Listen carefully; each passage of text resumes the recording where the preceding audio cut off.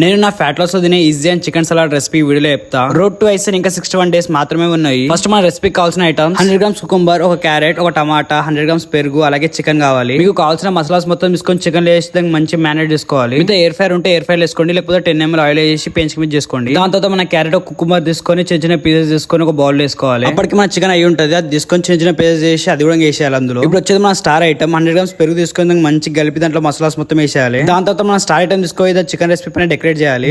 మొత్తం స్క్రీన్ పైన చూసేయండి. ఇంకా ఇలాంటి మన ప్రెప్ లో మంచి మంచి రెసిపీస్ కావాలంటే మన అకౌంట్ ని ఫాలో చేసుకుని ఇప్పుడే కామెంట్ చేసేయండి.